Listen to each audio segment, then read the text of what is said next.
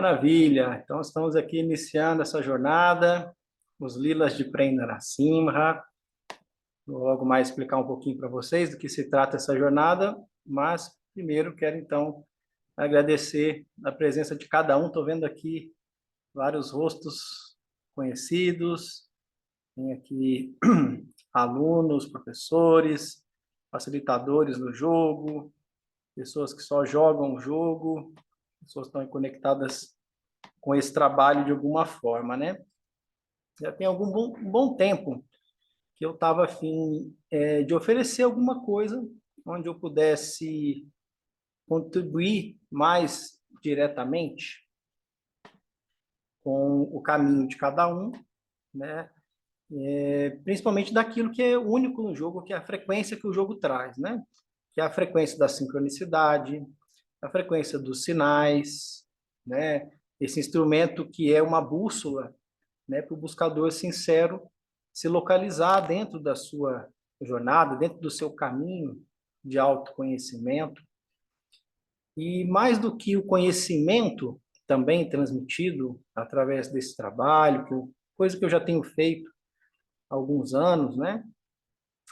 Mais do que o conhecimento tem uma frequência específica. Quando você sintoniza o rádio nessa frequência, né, abre-se um mar de sincronicidades, amplia nossa clareza, e com essa clareza a gente pode então enxergar para onde que a placa está apontando, né? Para onde que os sinais indicam, porque eu vejo que do sofrimento, grande parte do sofrimento ele é desnecessário e vem dessa falta de clareza, né? Porque tomamos decisões, escolhemos caminhos de dedicação de dias e dias e dias da nossa vida, muitas vezes sem essa certeza, sem essa clareza. Se você está caminhando numa direção, mas essa não é a direção, a melhor direção, não é a direção do seu coração, não é a direção que o grande mistério tem para você, ok. A vida há de trazer situações que vão nos acordando, que vão nos trazendo de volta para a trilha, mas isso exige muito tempo, isso exige muito esforço desnecessário e, consequentemente, também sofrimento desnecessário, além daquilo que é a nossa ferida original, legítima, aquilo que é o nosso trabalho de cura e que a própria vida, né, está aí nos auxiliando, né, na purificação dessas camadas que encobrem o nosso coração. E por muito tempo, eu percebi que eu achava que todo mundo que estava no autoconhecimento, que está na espiritualidade, e que medita, e que faz terapia, que faz isso, faz aquilo, já tem essa clareza, né? Mas o que eu percebi nesses anos todos, né, de muito trabalho, é que não.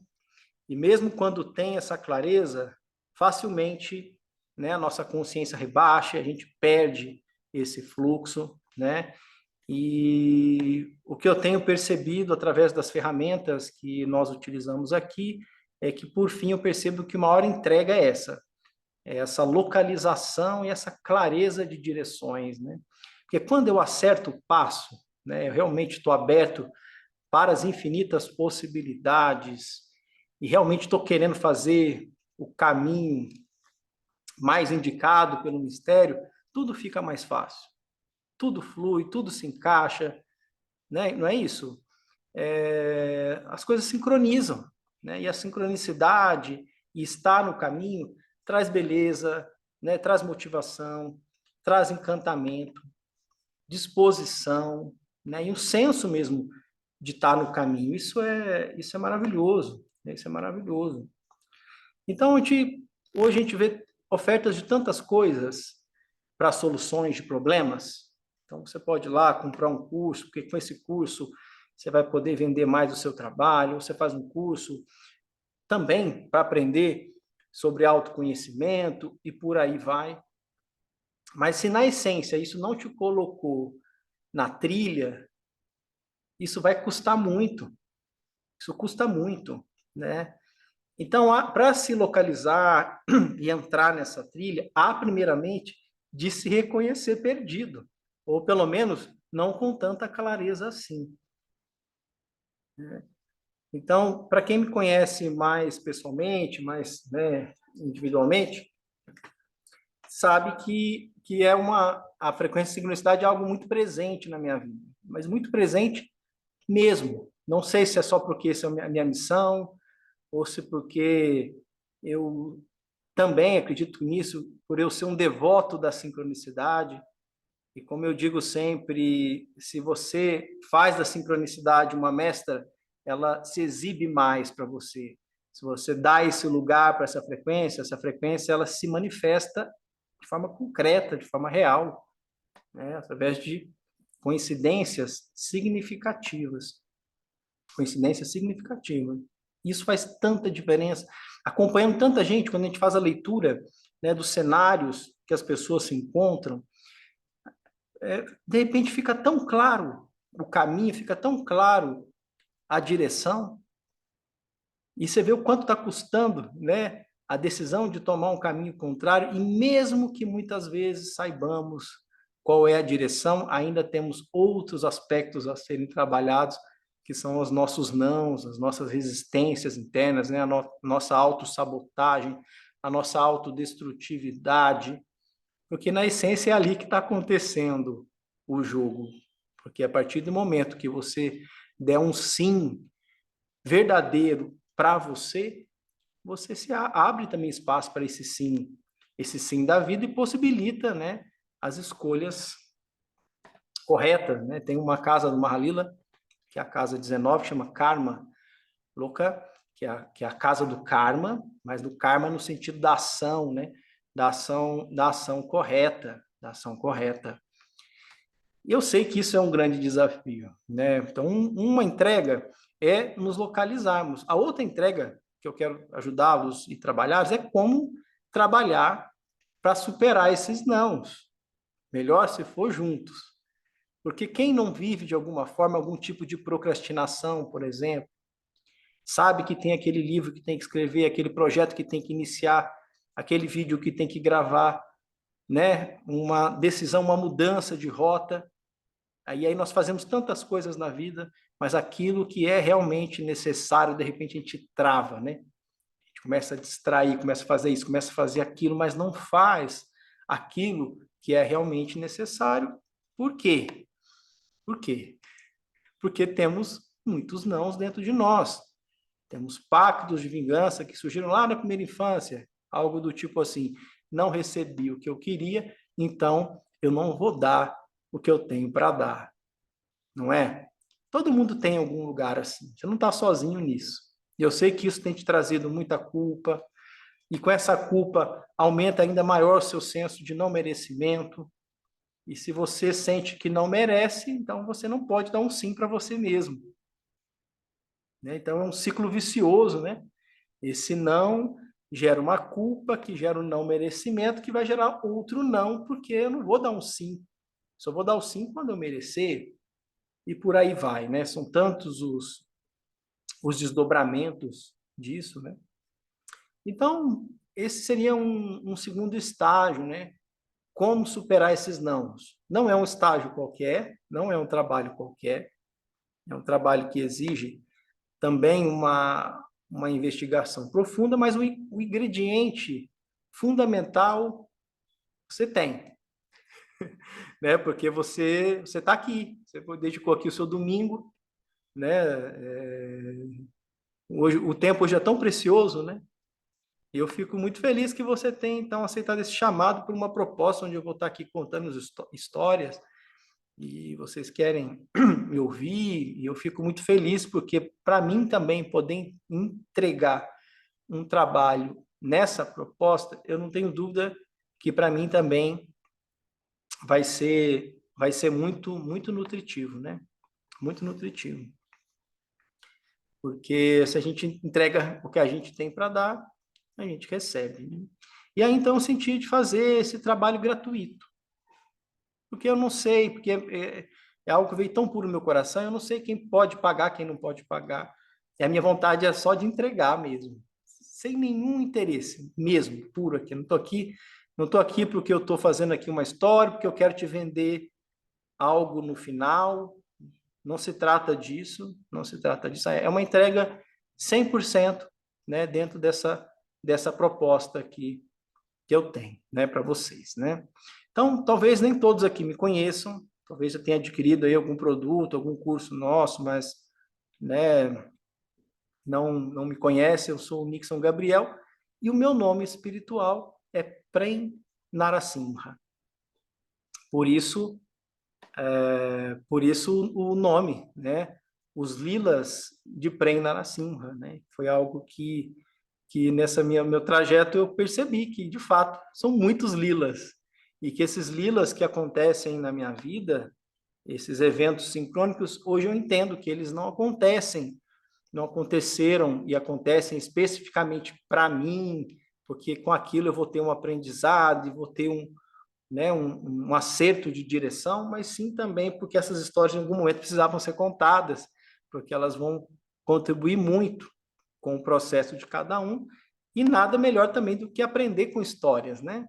Com histórias fica mais gostoso, fica mais fácil, e sempre ali tem tantas chaves, né? Tanta coisa. Então, o primeiro estágio seria a gente aprender a se localizar, depois aprender a atravessar esses nãos, que é a própria jornada do herói em si. E olha, e fala aqui de um lugar, não é de um lugar de quem não tem os seus nãos também. Até porque, né, assim como todos, né, a jornada do herói ela é cíclica. Então você está num ciclo da jornada, você vence o seu antagonista, né, recebe novos dons, novas capacidades, e daqui a pouco você volta para o mundo comum, para o mundo conhecido, para a zona de conforto, e de repente a jornada do herói ela inicia novamente, e quando ela inicia novamente, nós encontramos um novo não. E essa é a jornada, né? Então, há de estarmos mais maduros, mais conscientes, com mais conhecimento e sabedoria a respeito desses processos, para que a gente possa dinamizar nossa vida e colher cada vez mais tesouros, que são os frutos de cada um desses ciclos, né? De cada uma dessas jornadas, né? Então, o segundo estágio seria esse, né? Vencer, né? Superar esses nãos, para que a gente também possa avançar no terceiro estágio, que seria realmente um estágio de entrega e de serviço. Entrega e serviço, né? Que é quando a gente já vai poder descobrir, então, qual é o prazer de servir, qual é o prazer de entregar, né? E claro que é um estágio que vem também, pouco a pouco, com o reconhecimento dos nossos valores, dos nossos dons, dos nossos talentos, da nossa fragrância, daquilo que nós viemos entregar para o mundo, aquilo que nós viemos entregar para o mundo de verdade, né? Não sei, né, o tempo total dessa jornada ainda. É um trabalho que, como ele está nessa proposta de fluxo de sincronicidade, então é um trabalho que eu também estou abrindo aqui, né, para que tudo se manifeste. Porque se é isso que eu estou querendo ensinar, é assim que nós vamos fazer. Aprender junto na prática, né? Para onde o vento sopra? Para onde o vento está soprando? Para onde que a placa está apontando? Então, a princípio, estamos aqui agora, especificamente, estamos aqui em 167 pessoas que se conectaram com essa proposta. E, Nixon, não sei para onde esse vento vai soprar, me diz aí, porque eu quero ver se isso aqui me interessa ou não, se vai valer a pena eu colocar a minha energia. Então, minha sugestão para você é vamos um capítulo por vez. Vamos ver o que o dia de hoje nos traz. Daqui a pouco eu vou sortear aqui um arquétipo, né? E aí a coisa vai pouco a pouco se desenhando, né? Conhecimento, história, tem bastante, tanta coisa, mas o mais importante é a gente conseguir transmitir aquilo que o momento pede, né? Aquilo que é essencial para o momento atual, né? Diante disso, eu vou deixar um espaço aqui também para vocês escreverem aqui no chat. Recebemos carinhos aqui, obrigado, gente, todos. O que é que pega mais para você hoje? O que você gostaria de poder receber nessa jornada? Aquilo que é o seu maior desafio hoje na sua vida, né? Ou algo que você gostaria de aprender mais, porque você entende que se aprender mais sobre aquilo, aquilo vai te ajudar. Então, podem deixar aqui no chat, que na hora certa, pouco a pouco, eu vou lendo aqui, né? Então, eu estava me apresentando, né? Meu nome é Nicolas Gabriel, Prem Narasimha, eu sou psicanalista, analista junguiano, em síntese, um especialista em jogos de autoconhecimento. Também sou teatroterapeuta, constelador e outras coisas nessa linha. Mas, na essência, o meu trabalho é fazer uma ponte entre a psicologia profunda, jogos e espiritualidade prática, né? Essa é a maneira até aqui que eu consegui traduzir esse trabalho, né? Mas hoje eu entendo que, mais do que isso, na verdade, hoje, e que inclusive inaugura uma essência desse trabalho que vai ser transmitido aqui, é porque, mais do que esse ser a minha missão, é também o meu canal, também mediúnico, né? Até mesmo o termo médium, né? Um termo que eu evito estar utilizando, mas nesse trabalho que eu estou abrindo aqui, é um trabalho que eu quero ter menos pudor, para falar um pouquinho também sobre as experiências, né, os portais dentro da própria espiritualidade, né? E para isso, então, também fica aqui esse convite, né? De repente você vê aqui buscando um trabalho mais puramente técnico ou somente psicológico, e eu já adianto para você que nós estamos falando aqui também de um trabalho espiritual. Quando nós falamos do jogo da vida, nós vamos falar do jogo da vida de forma completa, a vida como ela é. E podemos traduzir na visão do jogo que a essência da vida, ela é espiritual, né? O espiritual, ele não é somente mais um quadrante do processo. Ah, como é que está, né? A gente divide em quadrantes, né? Então, relacionamento, saúde, amizade, financeiro, propósito de vida, e por aí vai. Aí coloca lá também espiritualidade, né? Como se fosse somente mais um quadrante. Está muito, porque na verdade tudo está debaixo do guarda-chuva da espiritualidade, porque essa é o propósito de estarmos aqui. Isso é o que vai permanecer, né, quando completarmos aqui a nossa jornada, e faz parte desse trabalho também, né, que eu te ajude também a colocar isso em primeiro lugar na sua vida, porque se tem algo que o jogo da vida nos ensina, é que está tudo a serviço disso, e se não está ainda a serviço disso, tem um ajuste a ser feito. Enquanto não chegou nisso, se a espiritualidade ainda não é prioridade na sua vida, o que não significa, né, negligenciar outras áreas, pelo contrário, quando entendemos que a espiritualidade está em tudo, a gente tudo está a serviço, né, desse caminho. Quando eu compreendo isso, fica tudo mais fácil. Porque quando eu estou na direção certa, a vida, ela dá energia, né? A vida, ela dá energia. Aí é por aqui? Então toma. Se você está na direção que não é para ser, ou é uma direção que não vai ser bom para você mesmo, para você mesmo, a vida, ela retira a energia daquilo ali. Por quê? Porque ela não vai dar energia naquilo que não é, porque senão você vai ficar ali tanto tempo na direção errada, às vezes na direção contrária, que a vida não vai dar alimento. E muitas vezes nós não encontramos saída para os desafios que vivemos. Por quê? Porque além de não estarmos ainda na direção correta, nós não estamos abertos para as infinitas possibilidades. Então, as saídas, as resoluções dos meus problemas, estão relacionadas a um escopo de possibilidades. Eu quero, desde que seja assim ou assado. E a gente até se engana, a gente acha que fica ali. Será que esse, aquele ou aquele outro é o caminho? Eu não tô em dúvida, não sei. E aí fica uma falta de clareza mesmo.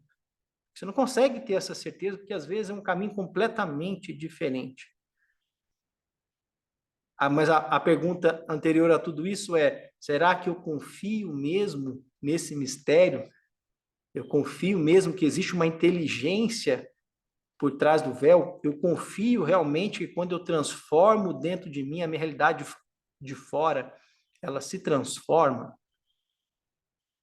Eu não sei o grau de confiança e de certeza que você tem nessa informação, mas eu te afirmo que o grau de confiança que você tem nessa informação, ela faz toda a diferença, né, na nossa caminhada, toda a diferença. Porque se eu confio, eu estou aberto para todas as possibilidades, eu estou aberto para ouvir, eu estou aberto para perceber. Mesmo que surjam caminhos que vão exigir desapegos, que vão nos exigir, né, coragem, uma desidentificação, porque existe identidade em muitas coisas na qual fazemos hoje.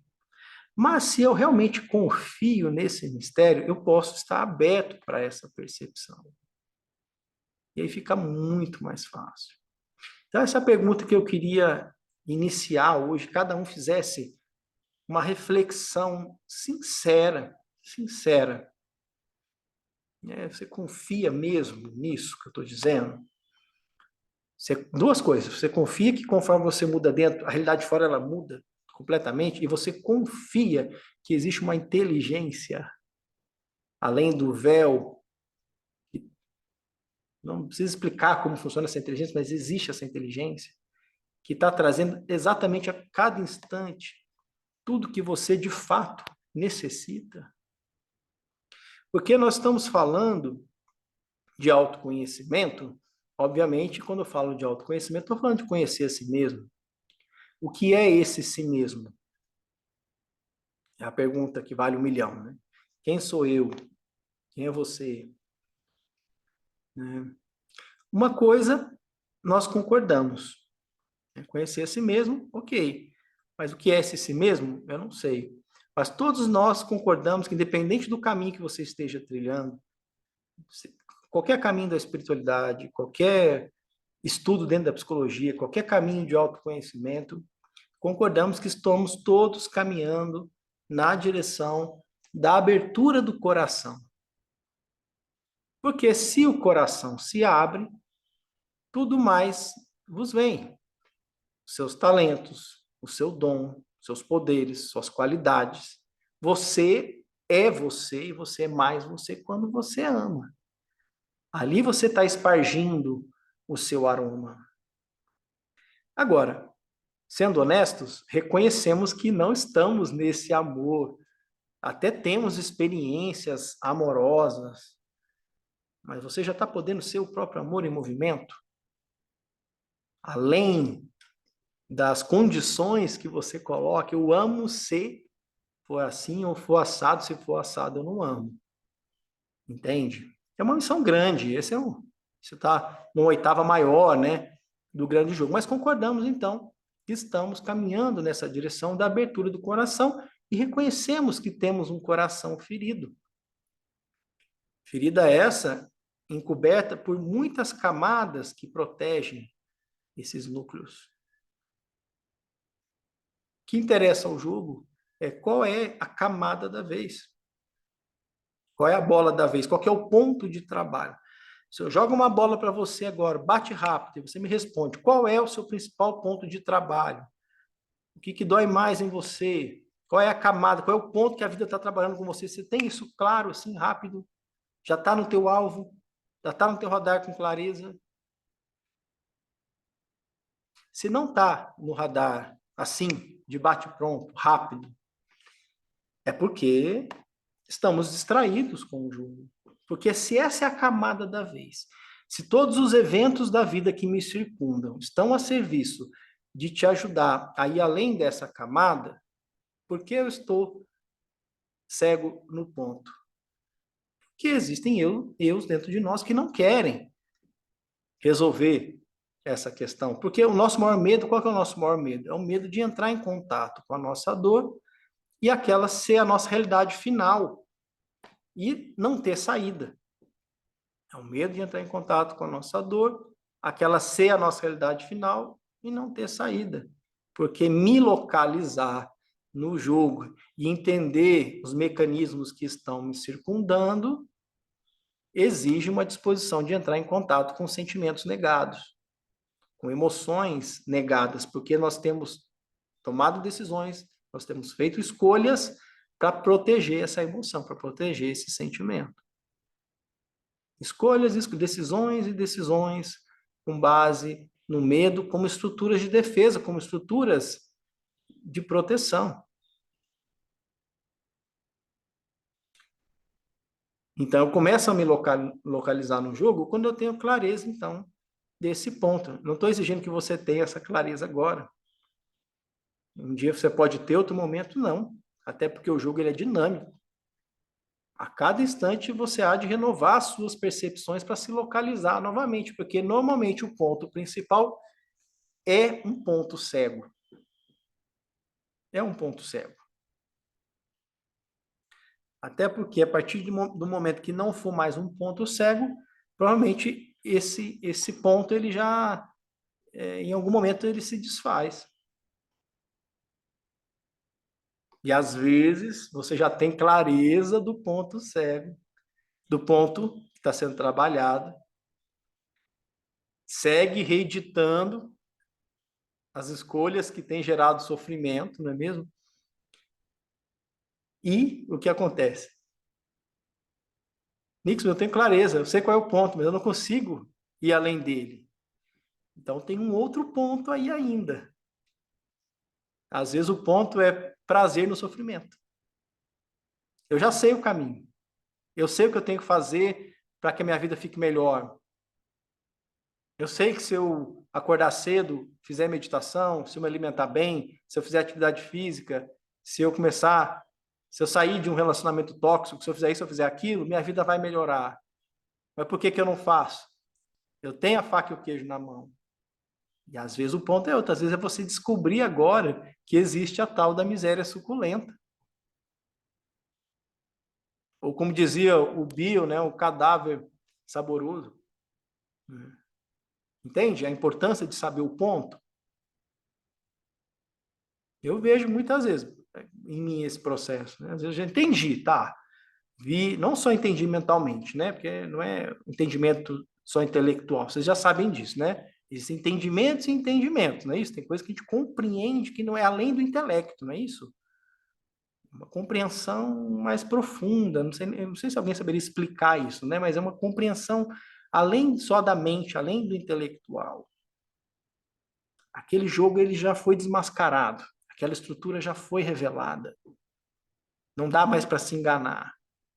Mas quando você menos percebe, você está lá, repetindo e reeditando e dando alimento para aquilo. Então, há de se desenvolver essa sofisticação, né? De autoobservação e essa inteligência, que podemos chamar também de uma inteligência espiritual, para que nós, então, possamos avançar no jogo da vida, para que possamos, então, ser mais felizes, sermos mais prósperos, né? E vivemos bem, alcançarmos realmente esse sim para com nós mesmos. Não é isso? Então, gente, para quem conhece, né, sabe que aqui então o que a base, né, desse meu trabalho é o Mahalila.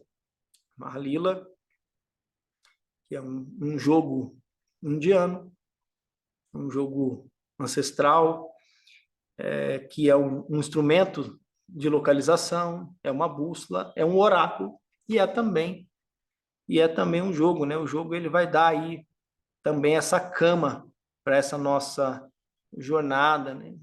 Foi uma ferramenta que surgiu no meu trajeto, onde não só pela ferramenta em si, mas também com uma ferramenta que pôde desaguar essa pluralidade que é o meu caminho, imagino que o de vocês também, né?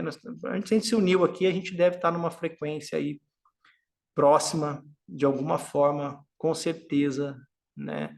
Eu vejo hoje que o Mahalil, ele não só por ele mesmo, mas ele deu passagem para tudo isso. E hoje eu entendo que o jogo da vida, a vida, ela está além do próprio tabuleiro, que é uma expressão, né, dessa dinâmica, né? Porque para mim é muito real mesmo. Eu vivo a vida como um jogo mesmo,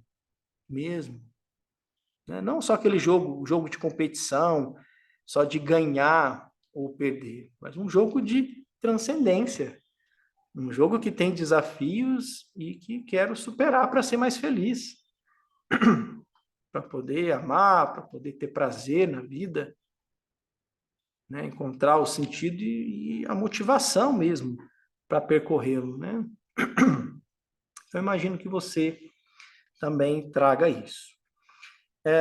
Se estamos falando então do Mahalila, eu achei interessante começar contando um pouquinho, alguns aqui muitos já conhecem a minha história, mas acho que eu não poderia deixar de contar uma história que é como o Mahalila chegou. Como que é então essa frequência, sincronicidade, como que o Mahalila, né, se apresentou aí no meu caminho. Eu acho que se a gente fosse começar por uma história, com certeza é. Vocês concordam? Concordam comigo? Enquanto isso, deixa eu só ver um pouquinho aqui das mensagens de vocês. Mas faça um exercício. Aí, coloque papel e caneta. Não tem papel e caneta? Tem aí? Senão pode escrever também aí num bloco de notas, uma coisa assim também, de computador, não tem problema.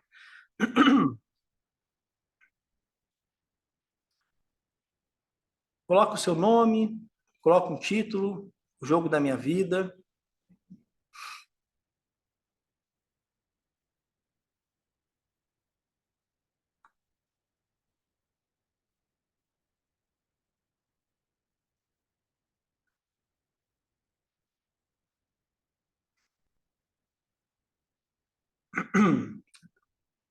A primeira pergunta que você vai responder é assim: eu tenho clareza de qual é o meu principal ponto de trabalho hoje?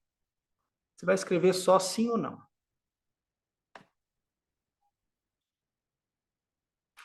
Falo clareza é certeza, tá? Clareza, assim, tá claro, esse é o ponto mesmo. Tudo tá mostrando, tudo que eu estou vivendo está mostrando que esse é o ponto mesmo, tá claro. Não é o quadrante. Às vezes você está sem dinheiro e fala, não, tá claro que minha questão é dinheiro. Não. É isso mesmo que é o ponto principal? Responde sim ou não. Depois, eu estava falando aqui sobre confiança. Confiança no grande mistério, confiança na vida, entrega realmente para essa inteligência superior. De 1 a 10, seja honesto com você, tá? Você não vai ter que compartilhar. Qual que você considera o seu grau de confiança nesse sentido? E eu falo até prático, que às vezes você sabe, eu confio, mas na hora de decidir, na hora de agir, você toma decisões pelo medo, né? Toma decisões por apego, por identidade, por orgulho, por tantas outras coisas, que não essa entrega real. Aí quem quiser compartilhar desse de 1 a 10 aqui, coloca aqui para mim no chat aqui, ó. Confiança. A Shirley já colocou aqui 5, 7, 4, 7. Isso aí, vamos bem sinceros, eu gostei, hein? 5, 8, 5.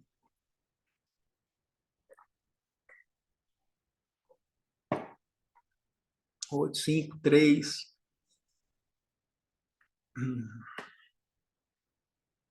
Me convido quem quiser chegar junto na câmera. Eu estou sempre dando aula aqui, estou olhando para as carinhas aqui. É muito legal também estar junto.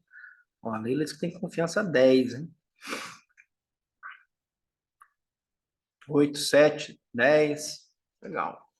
Então, anota aí na sua, nessa sua folha também o grau de confiança que você se encontra hoje.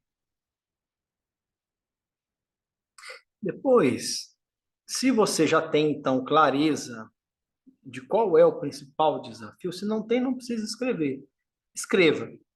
O meu principal desafio hoje é. E aí você completa essa frase.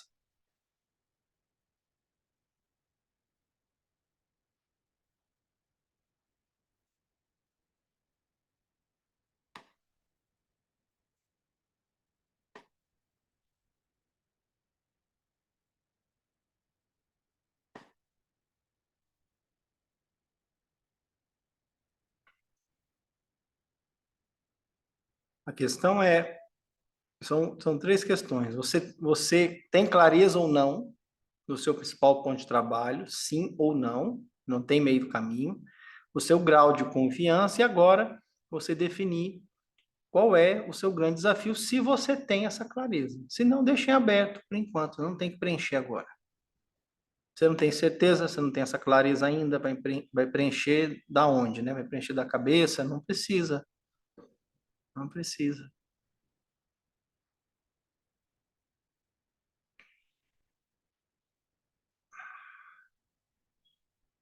Então, olhando de forma geral aqui os números da confiança, temos bastante trabalho, né?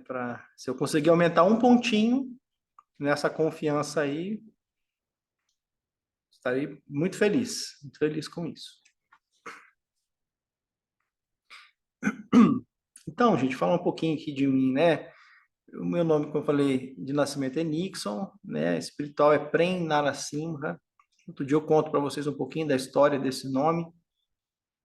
Eu sou nascido em Varginha, como eu brinco sempre, sou nascido em Varginha, mas não sou o ET de Varginha, né? Eu muito cedo entrei nesse universo dos jogos, né? Então sempre fui apaixonado pelos jogos, principalmente ali na minha pré-adolescência, na adolescência, os jogos de RPG, são aqueles jogos, né, de contar histórias, e iniciei esse meu caminho pela espiritualidade muito novo, muito novo. Eu considero a partir dos 12, mas dos 6 aos 12 eu já era coroinha, eu era coroinha na igreja e dizia que ia ser padre, né? Porque é o que eu tinha ali na época de ponte de conexão, que foi também tão importante no meu trajeto, na qual eu reverencio até hoje.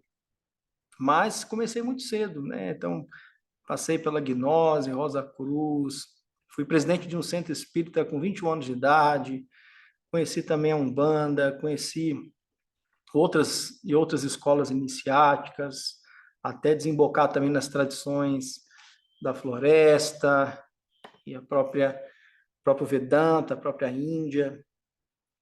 E aí também, em algum momento no meio desse meu trajeto, também me encontro com a psicanálise, com a psicologia, principalmente com Jung, né, que também foi um divisor de águas aí nesse trajeto, né? E eu como um bom geminiano, né?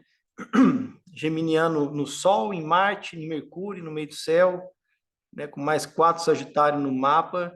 Então eu entendi que a minha frequência é essa mesmo de captar a síntese, né? De fazer pontes. Então, todo esse percurso, todos esses lugares por onde eu passei, enxergando de diversos ângulos, de diversos prismas, né?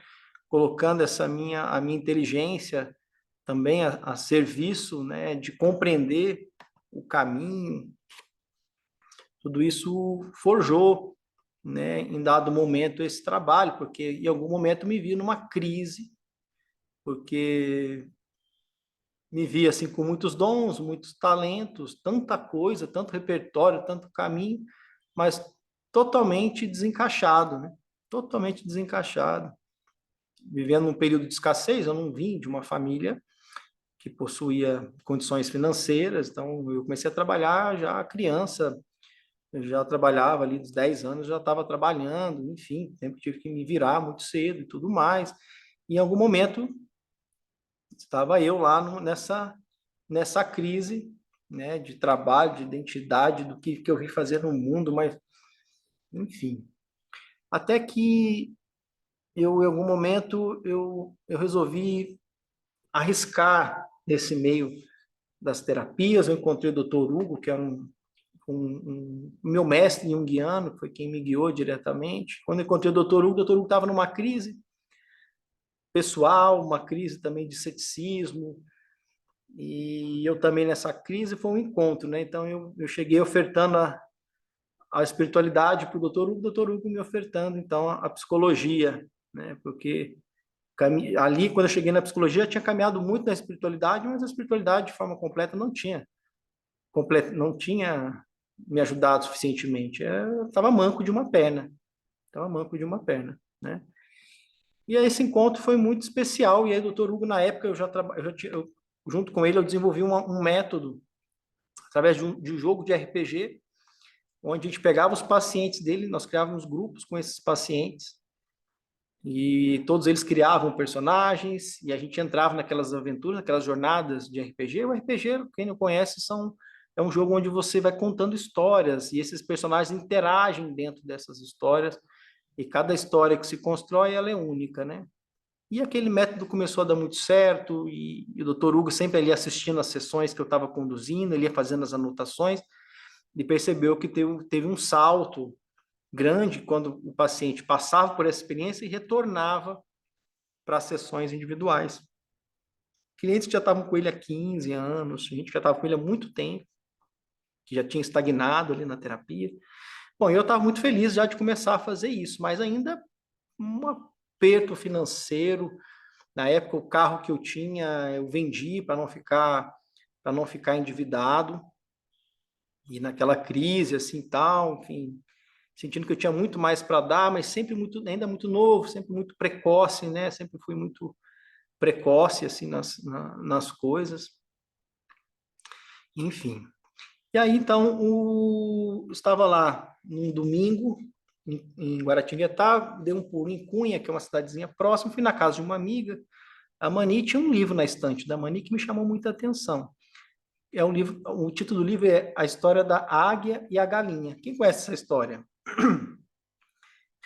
Muitos aqui conhecem, né? Em síntese, a história da águia e da galinha é a história de uma águia que foi encontrada, perdida, um filhote de águia, que foi criado por um camponês junto com as galinhas. Esse filhote de águia ficou lá dentro do galinheiro, cresceu, aprendeu a ciscar, e em determinado momento esse camponês recebeu a visita lá de um naturólogo, enfim, quando viu aquela águia com aquela asa enorme, ficou espantado, falou, o que é isso dentro do seu galinheiro? Era uma águia. Ele falou, não, isso aí não é uma águia não, senhor, isso aí é uma galinha já. E ela, quer ver? Aí pegou, jogou milho e ela começou a ciscar. Eu falei, como assim? Essa é uma águia. E ela provavelmente possui um coração de águia, esse coração há de levar ela até as alturas. Aí ele jogou milho, falou lá, jogou milho e a águia começou a ciscar. E aí ele falou, não, eu posso fazer um teste com essa águia? Ele falou, pode. Ele pegou a águia, botou lá uma manopla de couro, botou a águia assim no braço. Águia, você que pertence aos céus e não à terra, abra suas asas e voe. Aí a águia olhou para o chão, viu as galinhas ciscando, pulou e voltou a ciscar. E aí ele foi embora. Ah, não, aí antes de ir embora ele pegou e falou, não, vou fazer um outro teste. Subiu em cima da casa, lá no lugar mais alto, novamente, levantou o braço, águia, você que pertence aos céus e não à terra, abra suas asas e voe. A águia chegou, sentiu aquele vento, olhou um pouquinho para o horizonte, mas rapidamente ela olhou para o chão, viu as outras galinhas, pulou e voltou a ciscar. Eu estou falando para você, essa águia aí não é águia, não é galinha mesmo. Só. E aí ele foi embora. E aí à noite ele não dormia, ele ligou para o camponês, falou, olha, não tem condições essa águia, não, eu quero te pedir uma última tentativa. Vamos acordar bem cedo, vamos subir naquele penhasco mais alto e lá eu vou te provar que essa águia é águia. E assim eles fizeram. Se acordaram bem cedo, antes do sol nascer, subiram o penhasco. A águia, quando chegou lá em cima, viu aquele horizonte, né? Suas pernas oriçavam, ela sentiu aquele vento que ela tremia. tamanha imensidão diante dela, né? Ele pegou a águia, botou no braço, ela pulou, ele pegou ela de novo, firmou a águia e falou: Águia, você que pertence aos céus e não à terra, abra suas asas e voe. Naquele momento veio um grande vento, as asas da águia se abriram, e ele lançou a águia, e a águia, a ponto de cair, quando estava caindo o sol, nasceu, e os meus raios de sol atravessaram o centro do olho da águia, e tocou lá no centro do ser, aquele raio dourado do sol. E aí ela deu o típico cau-cau das águias, bateu suas asas e subiu ao horizonte até desaparecer. E aí eu li essa história e fiquei assim, ele começava esse livro contando, resumo, essa história era curta, e eu fiquei profundamente mexido com essa história, mas mexido mesmo. E aqui, não sei como, sabe assim, fiquei suando frio, não sei explicar, uma sensação, aquilo mexeu comigo dessa forma. E aí, então, isso foi no domingo de manhã. Quando foi no domingo à tarde, eu estava assistindo lá com o Doutor algum filme, que é um filme, acho que o ator é o Ken Reeves, que é o filme falando O Dia em que a Terra Parou. Na verdade, ele já é um remake já do... Quem conhece esse filme? O Dia em que a Terra Parou. Pouca gente, uma ou outra que conhece. E é um filme também de ET, né? Então, vi uma bola de luz lá do céu, e essa que pousou assim na Terra, de dentro dessa bola de luz, então saiu esse ser, esse personagem de outro mundo, que veio então preparar a Terra para dar um reboot no sistema da Terra, porque estava influenciando toda uma constelação maior, era quase como se fosse uma arca de Noé, ele ia recolher as espécies para manter, e ia reiniciar numa visão espiritual, que isso aqui é passageiro, enfim, né? A alma só ia migrar para um outro lugar, enfim, e a trajetória desse ser é encontrar o amor, né, do ser humano, e esse campo dos relacionamentos e reconhecer essa beleza que se manifesta de forma única aqui, aonde vivemos. E também vi aquele filme e fiquei, não sei por que razão, muito mexido com aquele filme. Quando foi no domingo à noite, nesse mesmo dia, estava lá no sítio com o Dr. Hugo, me liga a minha ex-esposa, acho que na época ainda não era minha amiga, né? E mais dois amigos. Um deles até amigo do Denis também, que está aqui. Dois deles eram amigos. Ligaram lá de Varginha. Nixon, estamos aqui em Varginha, a gente está vendo uma luz dourada no céu. E ligaram para mim, eles estavam na hora vendo e me ligaram. E sentindo aquilo tudo. E eu, por que eles me ligaram agora? Eu já estava com aquele filme no meu campo. Quando eles me ligaram, eu desliguei o telefone e eu fiquei também num estado ali, né, de consciência alterado, expandida, não sei como explicar, mas fiquei muito mexido. E assim passou, mexido do jeito que eu estava, isso era domingo, passou a segunda, chegou a terça-feira de manhã, só um minutinho, oi? Pode, filho. Chegou na terça-feira à noite, perdão, estou lá no sítio do Dr. Hugo, eu lá naquele trabalho com o ceticismo do Dr. Hugo, me aparece essa luz dourada lá no sítio, enorme, gigante, em cima do sítio. Doutor Hugo, olha aqui, doutor Hugo, bate o olho, entra para dentro de casa, tranca a porta, se esconde lá dentro de casa. Eu, vem cá, doutor Hugo. Você não acredita, vem ver. Né? E ele, capaz que ele queria abandonar aquele ceticismo dele que protegia de tanta coisa, né? Não quis ver, não. Viu, bateu o olho, trancou a porta e se escondeu. Né? Isso é muito engraçado, porque isso é uma experiência que eu tive, né? Os céticos, nessa hora, eles não são os que têm mais medo. Então, é incrível isso, né? São os que têm mais medo. Eu já vi isso na prática, assim, algumas vezes. E aí essa luz apareceu. Olha, gente, estou me abrindo aqui com vocês mesmo. Né? Talvez você já tenha ouvido essa mesma história, mas eu não entrei em tantos detalhes. Porque, enfim, né? Que é um espaço, assim, que eu estou abrindo esse espaço como um espaço também de revelação, né? Um espaço de intimidade. Então, sem medo também do que o outro pensa, se o outro acredita, se o outro não acredita, eu vou ser aqui fiel ao que é. Eu não posso, o que eu posso fazer? posso fazer nada além disso, né?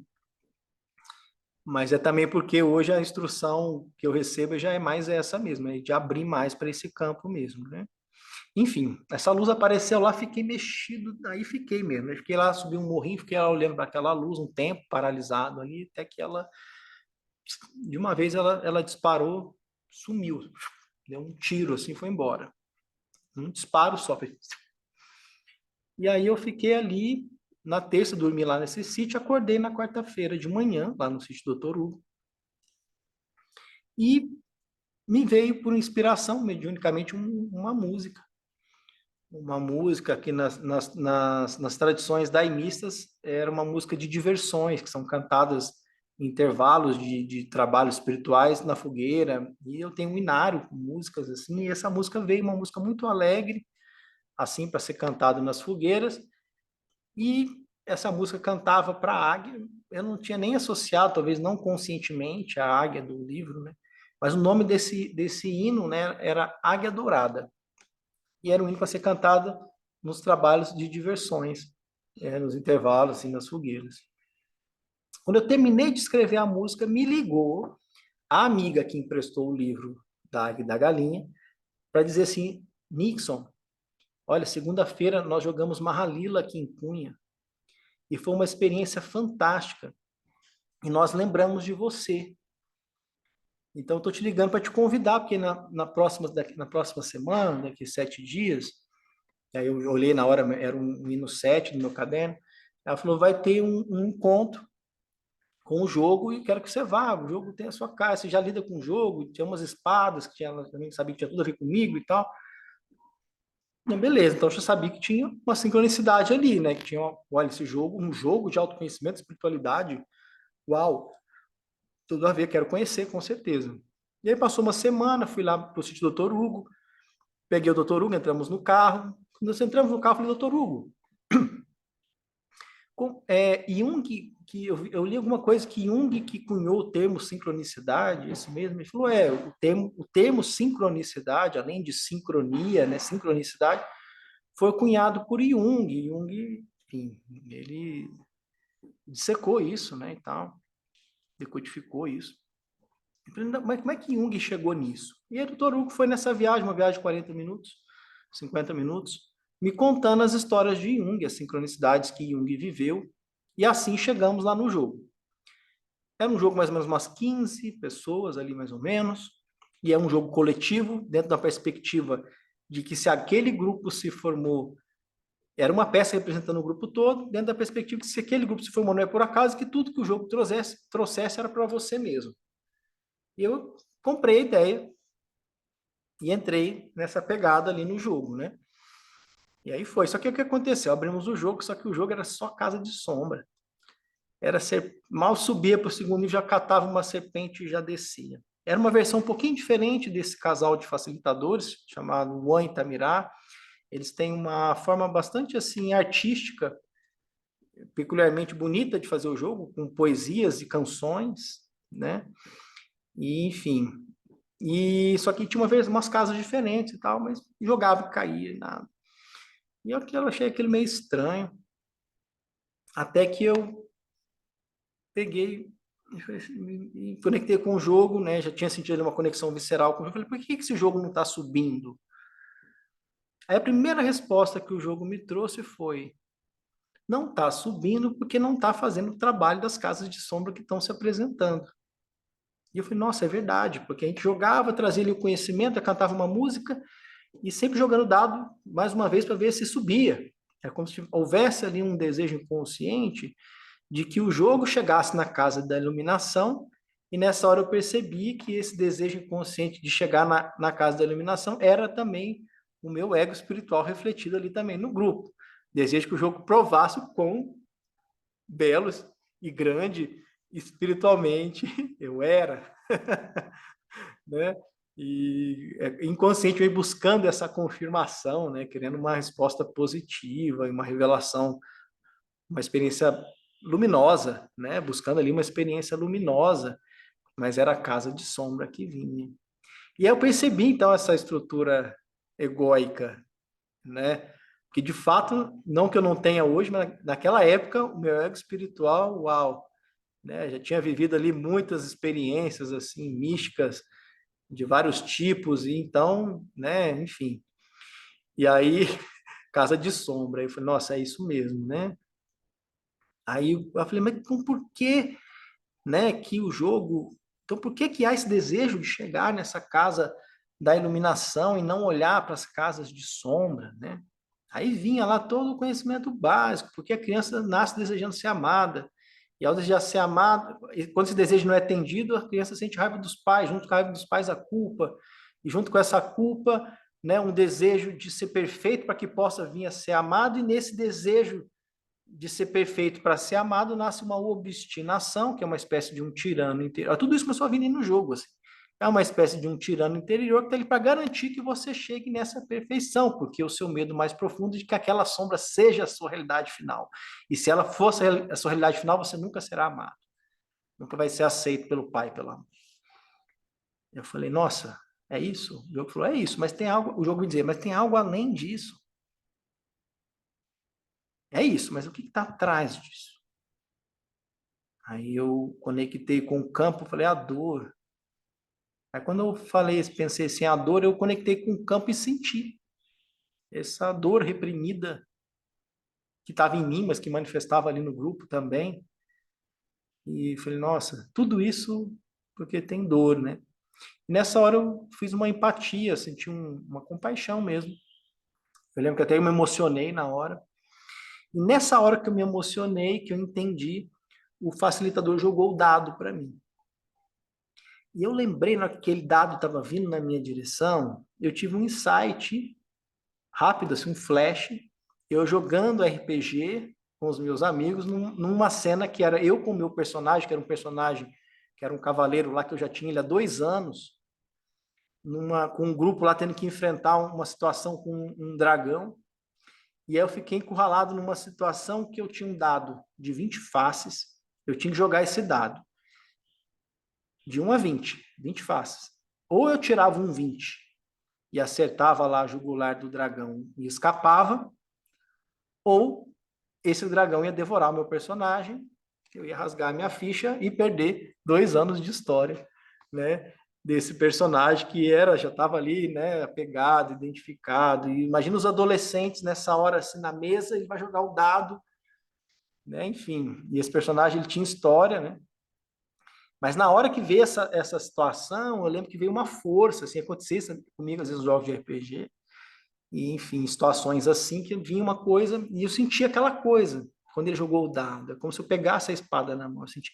Nesse jogo de RPG eu tirei 20 no dado, e aí, imagina os adolescentes tudo pulando na mesa lá e tal, e aí quando ele jogou, eu senti aquela mesma sensação, como se fosse esse grau de jogada, né? E joguei. Nessa hora nós estávamos, deixa eu pegar o tabuleiro aqui para vocês, rapidinho. Isso também é uma forma já de introduzir todos ao jogo, né? Aprender um pouquinho sobre uma Mahalila, a gente já ir sintonizando aqui. Um minuto.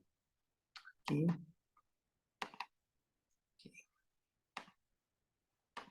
Esse aqui é o tabuleiro do Mahalila, para quem ainda não está, né, assim, familiarizado, né? Então, nós estávamos aqui naquela hora, casa 11, a primeira casa que não era sombra, era uma casa das diversões, só que não tinha energia de diversão nenhuma, o negócio estava para baixo ali, assim, todo mundo meio para baixo, né? E aí joguei o dado, um dado 6 fácil, tirei um 6 no dado.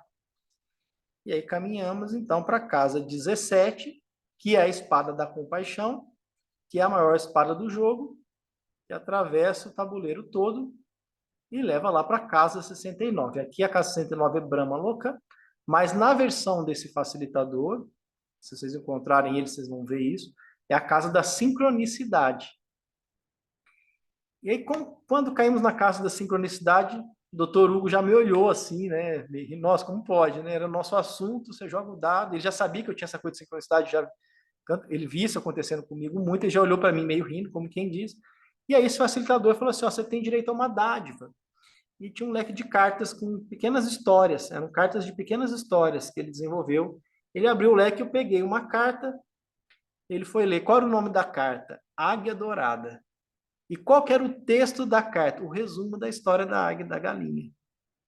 Acreditem. A menina que emprestou o livro estava nesse jogo, eu falei, nossa, eu emprestei o livro para ele há mais de uma semana atrás, com essa história, como que pode, né, e tal. E eu peguei e contei a história toda que eu contei para vocês agora, a gente olha o que aconteceu e tal. É a primeira vez que eu jogo o dado e tal. Essa jogada veio quando a gente estava na casa 11, que é a casa das diversões. E tem uma música que eu recebi que é de diversões, então eu vou cantar ela. Aí peguei o violão, toquei, cantei, e foi. Aí todo mundo levantou para dançar, foi fogos de artifício, foi uma alegria. E assim foi então, né, a minha primeira experiência ali com uma Halil. E obviamente falei, aqui tem uma história aqui, né, com certeza. Aí me apresentei para esse casal, nunca tinha ouvido falar de mais ninguém que jogava na época. E eu falei, como que eu faço para aprender? Quero me colocar aqui, enfim, aí contei um pouquinho da minha, contextualizei eles um pouquinho, né, da minha história, o que eu fazia, inclusive com jogos na época. E eles me disseram assim na época, né? Eles falaram, olha, há muito tempo que a gente joga, a gente sente que a gente tinha que passar isso para alguém também aprender. A gente está aguardando essa pessoa, me parece ser você sim, mas dá um tempinho. A gente ia ter um outro jogo dali 2 semanas, que 2 semanas eu te falo. Aí nesse intervalo de 2 semanas eu tive um sonho que eu estava na Índia, dentro de uma tenda, né?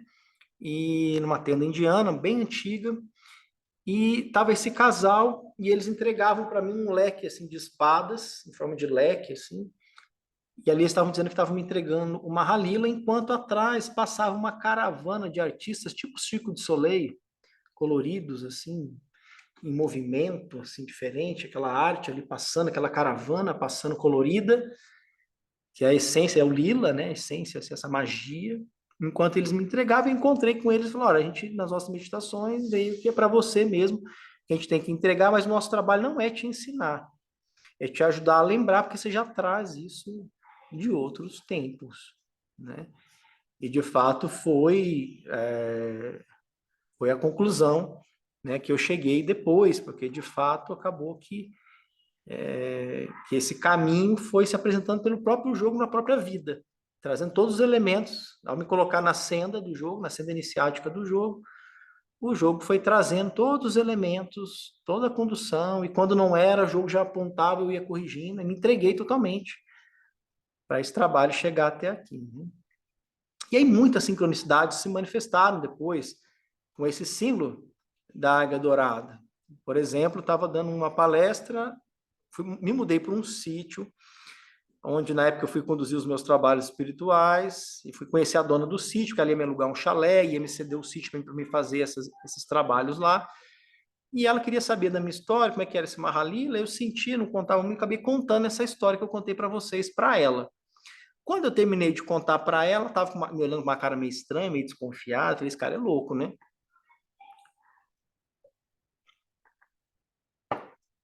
Aí buzina na entrada do sítio lá, na gramado da entrada do sítio. A gente vai até lá, ver o que é que está buzinando lá.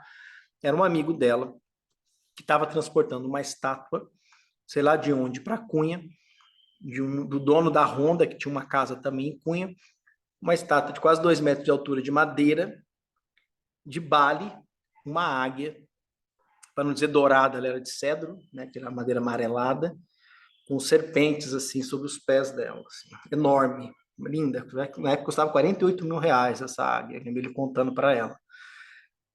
Aí ela olhou e falou, nossa, né? Ela estava de papo de louco, né? Tipo, contando a história, na hora chega essa tamanho dessa águia ali no meio da coisa, aí ela se abriu. Eu falei, não, tá, eu estava desconfiando aqui de você, agora tá bom, vamos lá, né? E aí mudei para lá e tudo mais. E na primeira palestra que eu fui dar nesse sítio, foi uma mãe de santo assistir a minha palestra. Eu lembro que era uma palestra que a gente falava um pouquinho das bases do Não Temas o Mal, do Petrarch, né? Sobre a importância do autoconhecimento. E ela, no final dessa, dessa palestra, a mãe de santo veio falar comigo e falou: você sabe que você não está aí sozinho dando essa palestra, não, né? Eu falei: eu sei que eu não estou sozinho, mas você sabe quem é que está do seu lado? Você pergunta, né? Eu falei: não sei.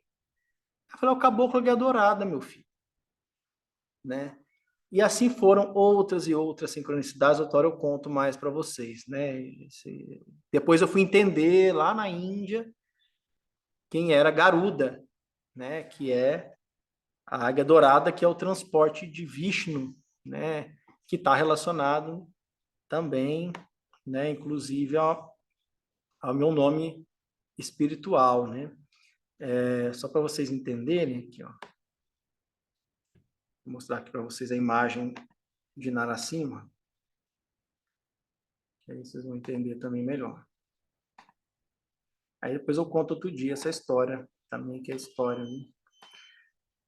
Mas eu vou explicar por que eu estou contando essa história para vocês, tá? Porque a ideia aqui não é contar a história só para contar a minha história, que legal a minha história. Não, a ideia é o que isso tem a ver com você. O que está chegando isso para você agora? Aqui, ó, esse é Narasimha, que é a quarta encarnação de Vishnu, metade homem, metade leão, né? E o transporte aqui é a águia dourada. Enfim, são muitas histórias, mas a essência, a beleza dessa história é primeiro lembrar que assim o jogo acontece, que a sincronicidade existe.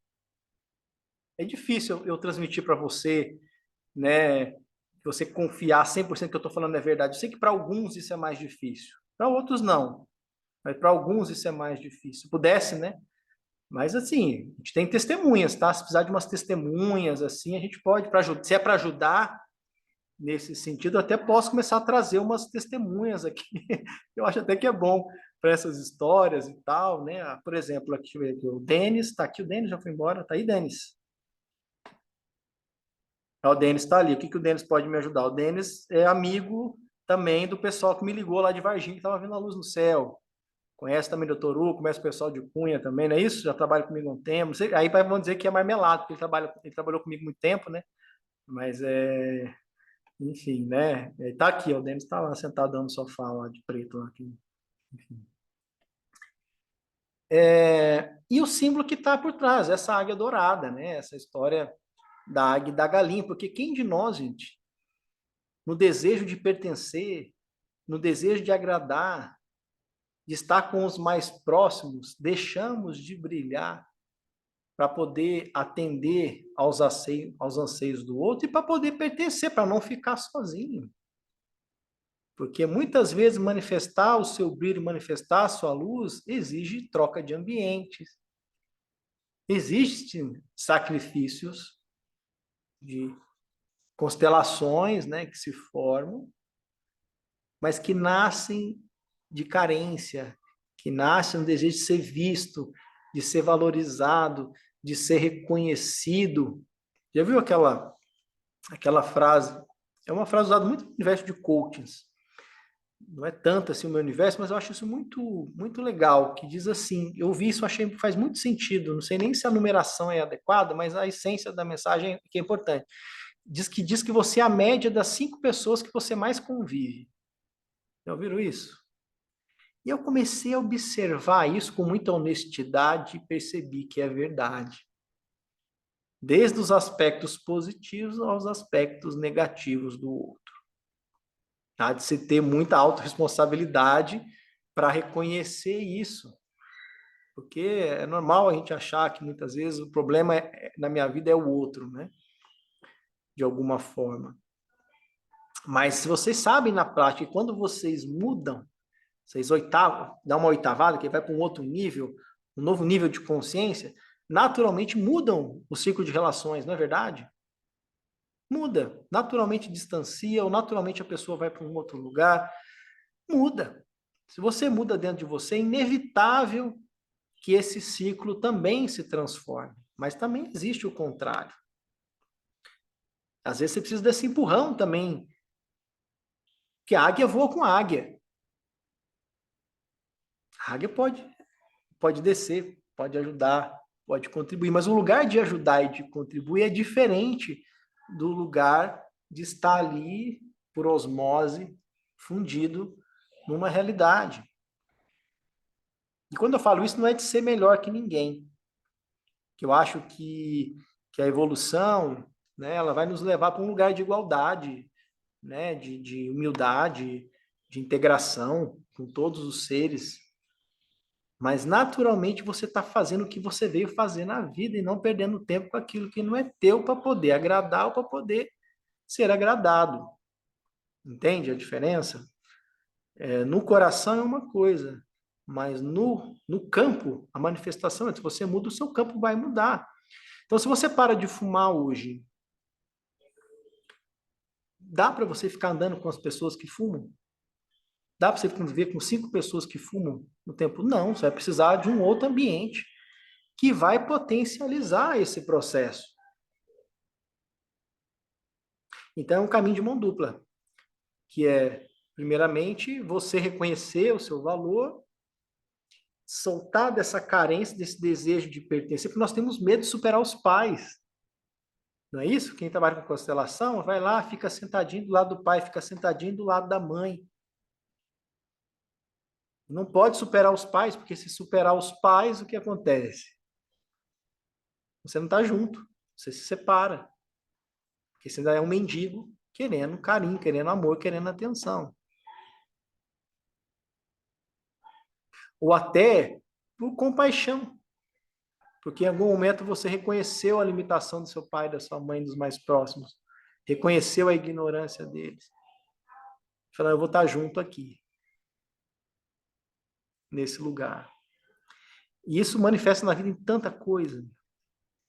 Tanta coisa. Tanta coisa que às vezes nós ficamos presos em determinadas situações, esperando transformar o outro, esperando que o outro me reconheça. E eu fico ali, às vezes, só para tentar transformar, porque dessa vez o outro perceba o meu valor, e eu fico ali, e às vezes não preciso nem estar ali.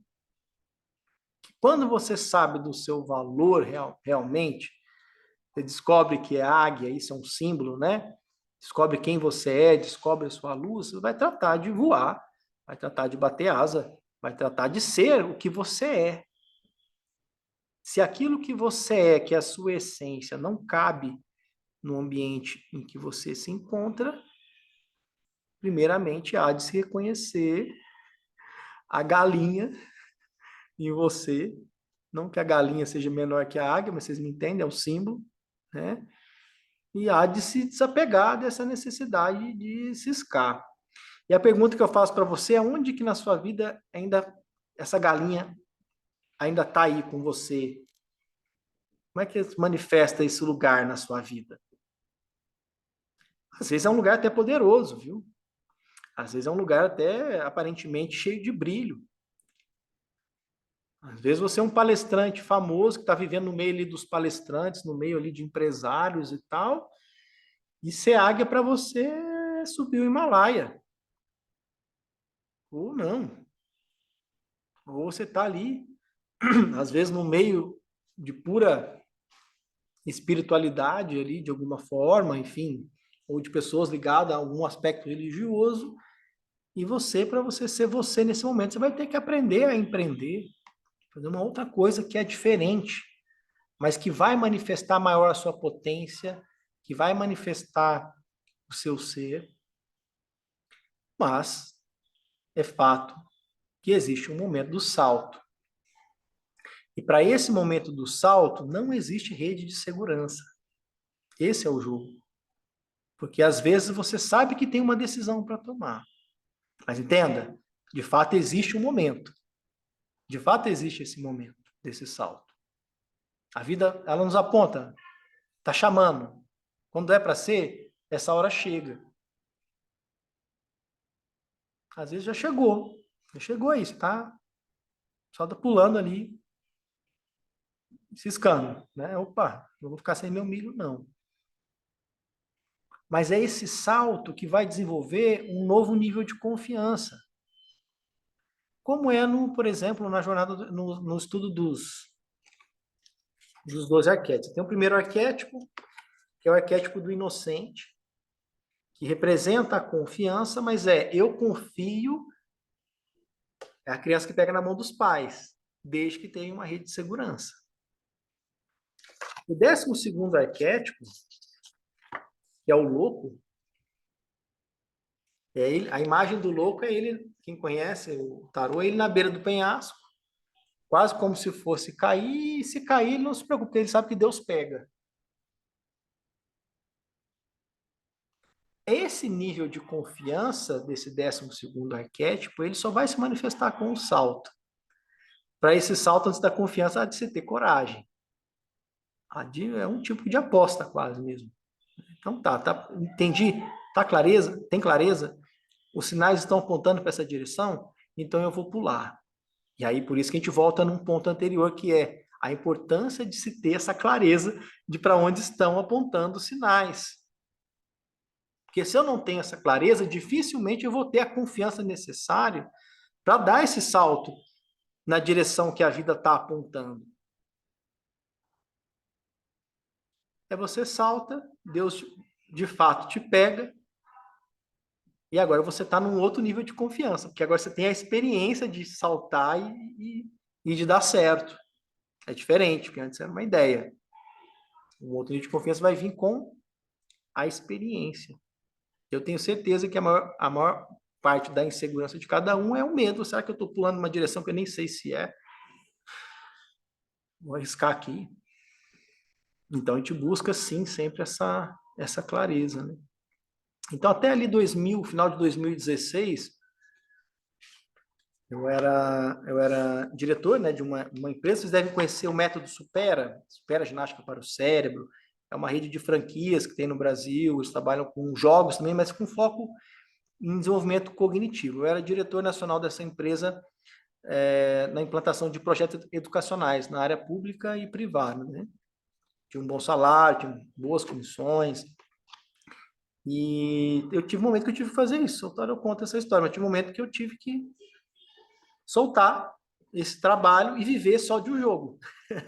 Na época não conhecia ninguém que ganhava dinheiro com isso, com um jogo. Viver de um jogo, enfim, né? Com uma criança, uma filha ali. Na época minha filha tinha 4 anos de idade, 3, 4 anos de idade, né? Família. Mas todos os sinais apontavam, agora é a hora do salto. Esse salto eu dei exatamente há 7 anos atrás, quando eu fui para a Índia, e agora estou voltando para a Índia agora, estou indo amanhã. Estou indo amanhã para a Índia. Depois de 7 anos aí. Foram 7 anos, assim, eu já estudava Mahalila há muito tempo, mas o caminho iniciático mesmo, de purificação, com o Mahalila foram 7 anos, e agora sim tem mais um ciclo aí de 7. Estava com 33 na época, agora estou indo com 40. E com uma sensação aí, de novo, de subir a montanha. E nem sei ainda qual é a direção ainda, por enquanto, mas já tem algumas direções, mas o desapego já vem batendo na porta aí, de algumas coisas já tem um tempo. Né? E é bonito, né? Porque esses saltos, né, que antecipam ali também na jornada do herói, essa morte, belo, porque você sabe que quando está se aproximando da morte, é sinal que está se aproximando do renascimento. Né? Então, se está se aproximando da morte, também está se aproximando, está na antessala do renascimento. Né? Então, quero ajudá-los, então, a gente ir mapeando, né? Instrumentos para você aprender a mapear aí o jogo da sua vida. E vou sortear o arquétipo, depois eu vou olhar aqui um pouquinho as histórias, ler um pouquinho do que vocês trouxeram aqui de questões, para a gente já ir mapeando para os próximos encontros, e a gente já fecha depois do trabalho, tá bom? Que eu não quero também tomar muito tempo de vocês, domingão aí, né? Vamos lá.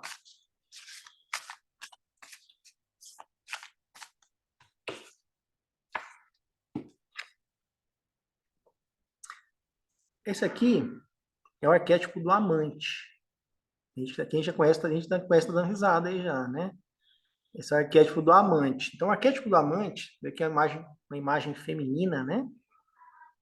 Porque, assim, na metodologia do jogo da vida, a gente começa com um dos 12 arquétipos. Depois eu explico melhor. E depois é que nós vamos jogar o jogo. Hoje nós vamos trabalhar só com o arquétipo.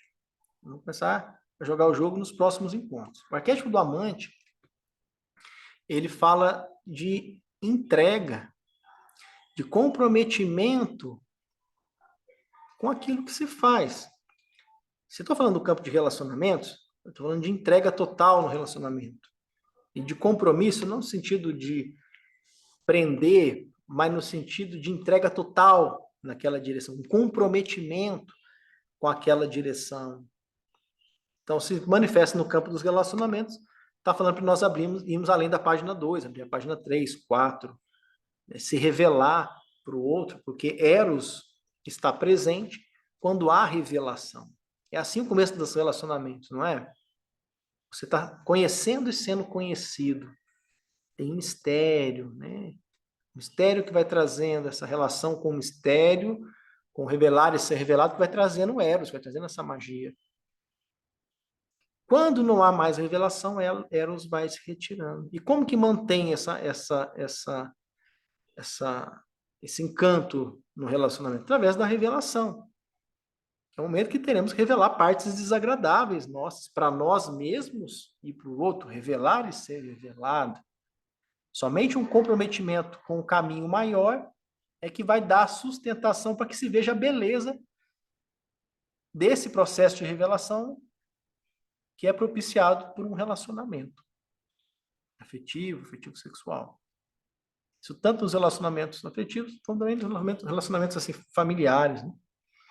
Se eu estou falando de trabalho, de um projeto, de propósito, falando também de entrega total, paixão por aquilo que se faz.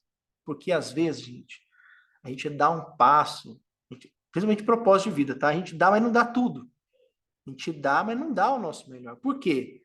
Porque a gente carrega um medo de, e se eu der o meu melhor não for o suficiente? Então fica sempre uma estratégia, tipo, não, não deu certo porque eu também não dei o meu melhor. Entende?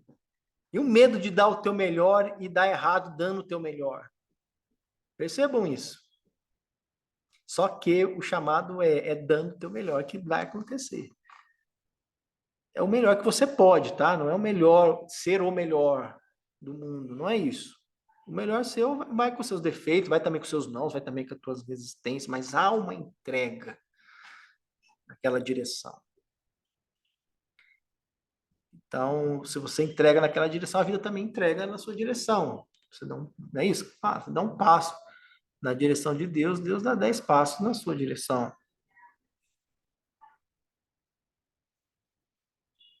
Então, seja qual for o desafio que você esteja vivendo hoje, o ponto que você se encontra, o primeiro sinal que o jogo está nos dando agora é esse.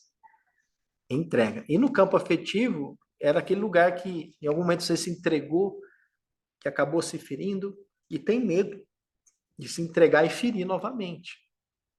Esse arquétipo vem renovar essa disposição de se abrir novamente. Às vezes já tem uma imagem congelada no nosso sistema, né? Ah, vai dar errado de novo, vou me abrir. Já tá programado, né? Vou abrir, aí vou me frustrar, então não vou nem me abrir. Isso tanto para trabalho quanto para qualquer coisa da vida.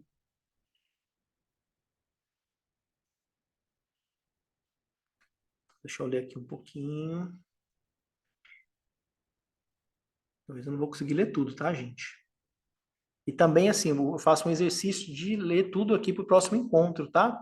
Para que a gente também possa ir conhecendo as necessidades de vocês, né? Para que eu possa atendê-los, né? Aí a Leila pergunta assim, né? Como ser o amor em movimento? Essa é uma pergunta, olha, que é uma pergunta, é uma vida, né? Assim, a vida está aqui para isso. Toda dinâmica existencial, o que eu digo assim, qual é o maior método de autoconhecimento que existe? A própria vida, na forma única como ela se manifesta para cada um. A vida na forma como ela se manifesta para você, isso inclui todas as situações, pessoas, cenários que te circundam, é o método perfeito, mais perfeito método para o seu desenvolvimento. E aí sim, incluindo também estudos, práticas espirituais e coisas que vão surgindo no seu caminho. Mas a vida em si é o grande método que está a serviço disso, né? Então, como que você pode ser isso? Compreendendo o que a vida está trazendo para você, ampliando a tua compreensão a respeito, então, do seu ponto de trabalho, e assim você se alinha com essa casa do jogo que você se encontra, com esse momento que você encontra, para você ir avançando nessa direção. Mas é um caminho, uma caminhada, né? Como se manter feliz e alegre na vida com as pessoas próximas em sofrimento? Como deixar de carregar um peso que não é seu? Olha, essa pergunta realmente volta na questão da águia lá, né? Como é que então, quer dizer, que se eu voar, então aqueles que estão lá vão estar deixando de receber algo de mim, e eu, por empatia e compaixão, sofro também pelo sofrimento do outro. Eu acho que é uma pergunta delicada, né? Porque o que precisa em cada momento é diferente, dependendo do momento que você está vivendo da vida, né?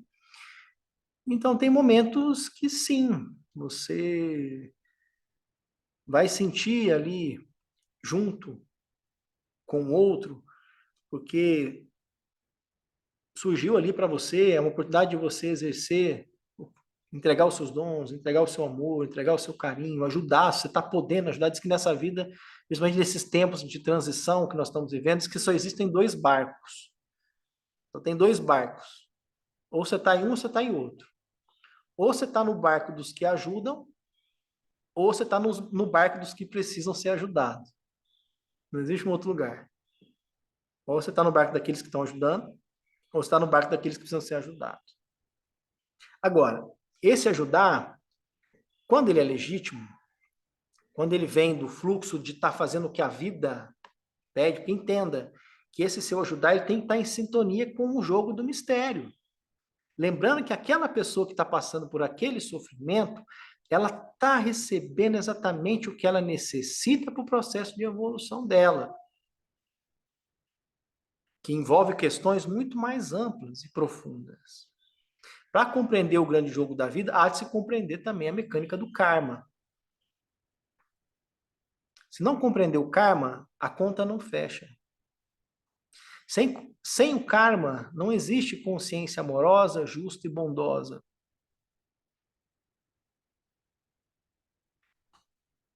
Cada um está recebendo exatamente o que necessita. Agora, você está ali, você pode ser isso que essa pessoa está recebendo, que é o que ela realmente necessita. Se é desse lugar, né, se o mistério te colocou ali por alguma razão, que você tem algo que realmente você pode contribuir e você sente que está nesse fluxo, toda a energia que você coloca na direção do outro, de alguma forma ela volta para você. Se você coloca energia, essa energia não retorna, e você está colocando essa energia insistentemente, e você está se esvaindo, está ficando mal, cada vez pior, tem uma coisa ali que ainda não está no fluxo. Tem ajuda que às vezes mais atrapalha do que ajuda. Isso é fino. Porque só você estando sintonizado com esse fluxo de doação sincera e verdadeira, além das suas próprias projeções no outro, é que você vai conseguir atuar nesse lugar, porque às vezes a gente está projetando a nosso próprio sofrimento no outro. Tem um arquétipo, que é o arquétipo do órfão, que é um arquétipo que fala sobre aquele que teve que dar conta muito cedo, acabou desenvolvendo uma autossuficiência e veio para aprender que depende, precisa receber ajuda, que também precisa se fragilizar. Mas normalmente é a pessoa que está sempre ajudando todo mundo, mas ela tem dificuldade de ser ajudada. E esse ajudar vem de um lugar que é, ao olhar para o outro, eu vejo a orfandade do outro, que é minha. E eu tento aliviar do outro para aliviar a minha. Porque ver o outro me gera sofrimento. Então, eu tento liberar o outro para que eu possa, mas eu não estou olhando para a minha própria. Eu não estou ainda realmente me fragilizando também. Porque sim, a vida é nos tornarmos um elo na corrente, dar e receber. Você ajuda sim, uma hora você está num barco, uma hora você está no outro. Né? Uma hora você precisa também aprender a receber essa ajuda. Só que para atuar no lugar do agradador, atuar no lugar, né? Porque o agradador ele ajuda de algum lugar, mas daqui a pouco a conta vem. Ele sente que ele não foi reconhecido, ele sente que ele não foi não foi valorizado, fica depois uma marca de injustiça, sabe? Você está ali sempre ajudando, mas não volta. Quando está nesse lugar, pode mudar um pouco o foco, encontrar dentro de você esse lugar que está, na verdade, buscando um reconhecimento, porque até, às vezes você tem até uma identidade nesse lugar. Você se sente melhor, porque você é uma pessoa que está ajudando. Isso te dá um senso de identidade, te dá um senso de desvalor, e às vezes está ali para compensar um sentimento de desvalor que você carrega e o medo da culpa. Está atuando porque você tem medo da culpa de não ter ajudado, porque em algum lugar dentro de você tem aquela vozinha daquele parente, daquele que está dizendo, ó, oh, você não me ajudou, olha como você é mal. Então, por isso que eu falo que é delicado, porque pode ser que sim, que é para ajudar, porque está nesse fluxo, você é um agente da própria vida, você é o teu próprio amor em movimento te levou para esse lugar, mas pode ser tudo isso também. Pode nascer de todos esses lugares que eu trouxe aqui. Quem conhece, já está mais dentro dos estudos aqui, sabe que nós estamos falando do arquétipo do caridoso também, né? Quando atua na máscara do caridoso. Né? Isso é sutil, isso é sutil. Como é que é uma mãe? Olha só, uma mãe. Mãe é ninho, né? Mãe é asa. Não é que em algum momento a mãe, é difícil para a mãe liberar a cria, liberar o filho para o mundo? E a mãe ama, a mãe quer o melhor. Mas quantos casos a gente vê de mães que querem o melhor, mas que acabam atrapalhando em algum momento, mesmo querendo ajudar? Atrapalha porque não ajuda o outro a se desenvolver. Às vezes, o ajudar, você está ali provando para o outro quanto que ele é incapaz, que você é capaz e que ele não é. Quem estuda Bert Hellinger sabe que existe uma lei que vai falar desse equilíbrio sistêmico, né, de dar e receber. A energia não pode ser só dando de um lado. Se você dá só de um lado, você, na verdade, enfraquece o outro. Não é que o outro tenha que dar a mesma coisa. Às vezes ele deu, mas é uma gratidão, existem mil formas, e você nem deu esperando isso. Mas o sinal de que você está nesse fluxo é que essa energia vai, ela retorna de alguma forma para você. Você acabou de ajudar aqui, nem para aquela pessoa você foi ajudar, mas essa energia já voltou, você foi ajudado por uma outra pessoa, alguma coisa voltou para você.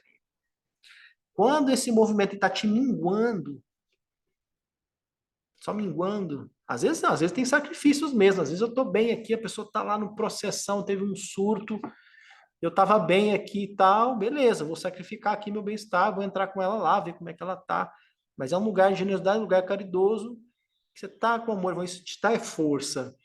Na hora você ganha uma força, você tá ali também para ajudar o outro a sair. Por quê, gente? É isso. Olha aqui, ó, a maioria aqui, muitas pessoas que tomam conhecimento, tem muitos terapeutas aqui, a gente lida com o sofrimento. E vocês sabem que para lidar com o sofrimento, você não precisa sofrer. Porque se a gente depender de que todos os seres desse mundo sejam felizes para você ser feliz, então você acredita que está num jogo que não é possível ser feliz. E a felicidade, o bem-estar é um ingrediente fundamental a ser compartilhado, a ser refletido para esse mundo. A luz, ela contribui. O bem-estar, ele contribui para esse mundo. Até porque se você está bem, você enxerga melhor as coisas. Não é isso? Quando a gente está mal, a visão vai ficando turva. Não é isso? Quando você está triste, tal, vai ficando tudo meio turvo. Você perde a noção, você começa a tomar decisões a partir daquele estado mental. Quando você está bem, você tem mais clareza. Você pode, inclusive, ajudar melhor o outro. Então, eu acho que se tem esse gatilho, se tem essa informação dentro de você, que você só pode ser feliz se o outro for feliz, vamos trabalhar isso. Porque senão você não tem saída, não. Não tem saída, não. É importante você acreditar que tem saída. Essa é uma informação do jogo. Para todo problema, sempre, essa é uma regra do jogo, sempre tem uma saída. Sempre tem. Sempre tem. Não sei o tempo, não sei a dinâmica como vai ser, mas numa visão mais ampla, sempre tem uma saída. A questão é o quanto você está respondendo mais objetivamente a pergunta. O Mariano perguntou aqui, é o quanto você também está identificado e apegado também ao sofrimento. É importante Observar isso, porque para quem está pegado e ligado ao sofrimento, não vai faltar oferta de alimento para esse lugar. Se não for nessa pessoa próxima, você vai achar em outro lugar e vai ficar alimentando. A questão é o sofrimento que é desnecessário, o que não tem nada a ver com a compaixão. A compaixão já é o teu ser em movimento, teu amor em movimento. Sim, você entra lá na dor do outro, você dá energia, mas é um lugar diferente. Porque o lugar de doação sincera, ele é nutritivo. Essa é a referência. Você está entrando ali, só esvai energia, essa energia não volta. Também não está gerando resultado. Não está ajudando, não está tirando o outro dali. Então verifique se não tem tudo isso aí que eu falei um pouquinho agora em volta. E aí há de se trabalhar todos esses aspectos, né? Há de se trabalhar todos esses aspectos. Claro que a vida nesse mundo seria muito mais fácil se todos estivessem felizes. Claro que passa muito sofrimento pelo nosso sistema que está no campo coletivo, sim, isso existe. Então, por isso que é só o serviço mesmo é que faz a gente atravessar. Me vejo assim, várias vezes, me vejo nesse lugar. Às vezes eu tô bem, aí eu vou para um lugar ajudar a pessoa, quando eu vou para aquele grupo, vem aquele pacote. Oh, meu Deus do céu, tem que lidar com tudo isso aqui passando por mim. A gente começa a entrar no sistema, ou alguns lugares coletivos mesmo, assim, que são mais densos, a gente entra e fala, meu Deus, quem é mais sensível, a gente sente mais. Se a gente entra nesse lugar, nossa, que peso, esse povo tá tudo carregado, não sei o que, não sei o que, não sei o que, é peia, você vai ralar ali. Mas se você já está ali, lembrando que você está a serviço, você vai ali para o trabalho mesmo, muda completamente a dinâmica. Você começa a ganhar energia para trabalhar.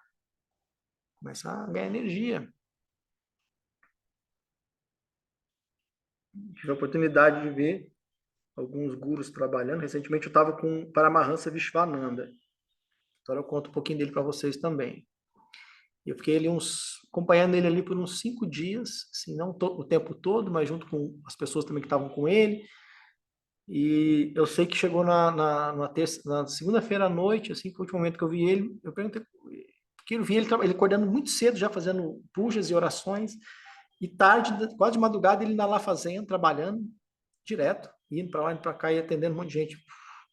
Aí falaram assim, se ele dormiu 6 horas nesses 5 dias, foi muito. Eu vi ali, tanto que no Brasil quanto lá em Portugal, por último agora, 4 mil pessoas em fila indo receber o darshan dele. 4 mil sofredores. Né? Indo lá receber o darshan dele. Ele ia dar o darshan, a bênção dele ali, um por um, mas não era assim, vai passando, não. Um por um, parando e ficando ali, dando energia um por um. Ele ficou ali no lugar dele sentado, gente, que eu vi, das 11 da manhã às 11 da noite. Ele não levantou nem para ir no banheiro. Não comeu, mas tomou uma água ali. A mesma cara que ele chegou é a mesma cara que ele saiu. O mesmo brilho, a mesma alegria, a mesma disposição. Dali ele deve ter saído para fazer mais um puja. Eu fiquei, mas como é que pode? Como é que um ser tem energia desse tanto, essa disposição, e você vê na face, não deu uma olheirinha, nada. Aquele vigor, aquele brilho do início. Por quê? Porque o ser é pura doação. É puro serviço. E ele está lá, feliz, ajudando essas pessoas e lidando com cargas kármicas pesadas, dores profundas. Então, esse lugar existe, eu sei que existe. Eu experienciei um pouquinho, não isso, né? Eu não sou iluminado, mas esse lugar existe. Esse lugar existe. Eu acho que com isso eu respondi, né, um pouco essa questão aqui que a Leila trouxe. E vou caminhar aqui para o encerramento, que eu também não estou querendo ir muito longe. Eu vou ler essas perguntas de vocês com calma.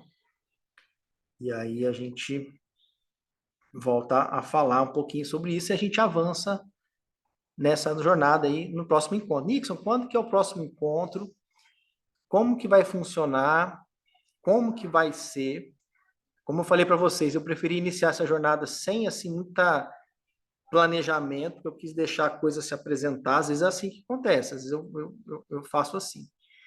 Eu sei que muitos precisam disso. O meu cenário é o seguinte, eu estou indo para a Índia amanhã.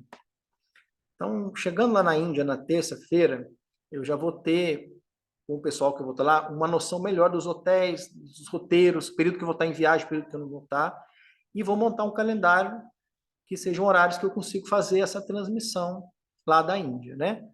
Então, até é legal fazer uma consulta aqui com vocês, eu posso fazer, né? A ideia é fazer uma vez por semana, tá? Pelo menos, né? Então, posso fazer à noite lá na Índia, mas que seria aqui no Brasil, já no meio do dia. Seria, por exemplo, lá na Índia nós estamos 8 horas à frente, né? Então, poderia fazer lá 9 horas da noite, 8, 9 horas, que seria aqui 2 horas da tarde, 1 hora da tarde, né? 1 hora da tarde, meio-dia, mas não sei se é um horário bom, principalmente durante a semana, né? Às vezes está ou nos finais de semana mesmo. Aí, por exemplo, o que eu pensei, que eu acho que seria muito legal, sábado ou domingo, mas aí seria às 9 da manhã, aqui, e lá eu tô às 18, isso, eu estaria às 18 lá, né? Não, 9 horas à frente, ali às 5 da tarde, ou 9 ou 10 da manhã, nos domingos ou sábados de manhã. O que vocês acham de fazer assim de manhã? Vocês topam? De forma geral. Quem não puder, claro, eu sei que nunca vai ter uma data que vai atender 100% todos, mas aí a gente, claro, grava e você recebe também a transmissão.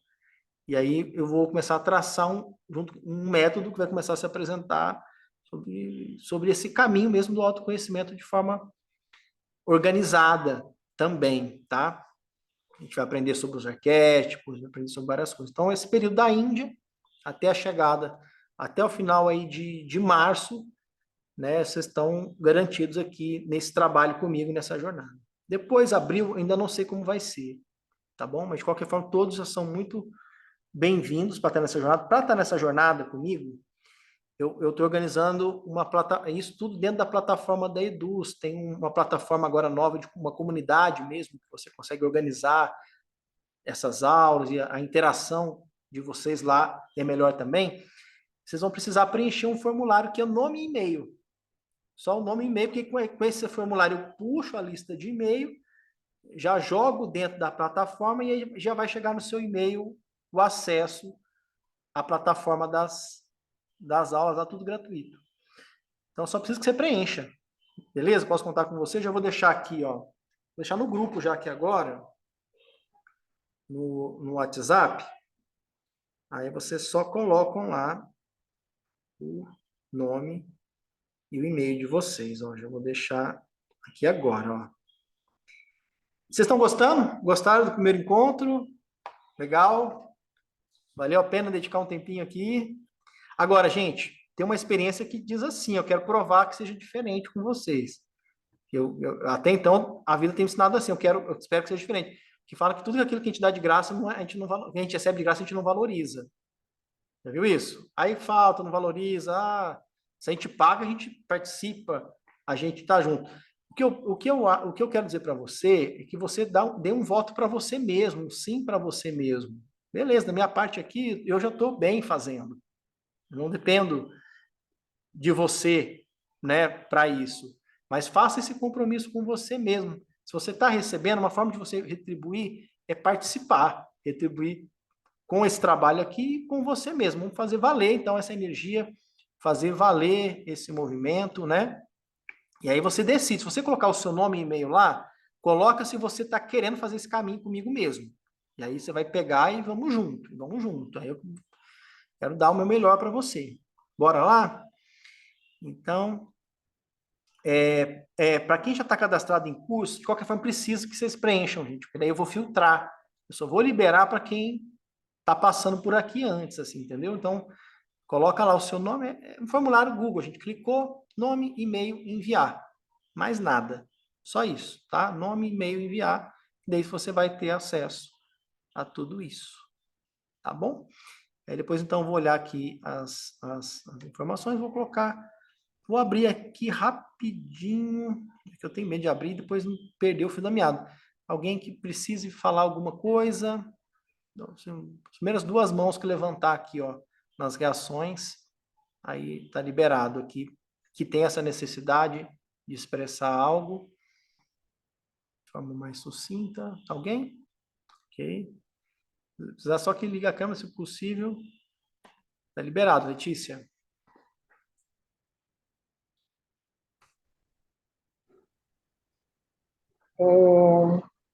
Quero te dizer que é um grande prazer estar aqui novamente.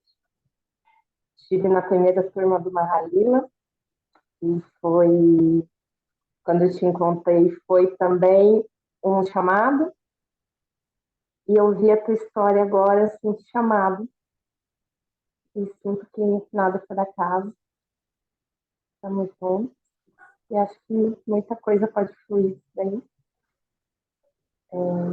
Sinto que a minha missão está nisso, então agradeço a tua disponibilidade, o teu servir, e tenha muitas bênçãos nessa trajetória. Que bom, Letícia. Obrigado, querida. Obrigado pelo carinho. Lembrei de você, viu? Não esqueci de você, não. Ok, queridas? Mais alguém? Vamos fechar, então. Cineide. Oi, Cineide. Tem que liberar só o seu áudio aí. Mandei uma solicitação para liberar aí para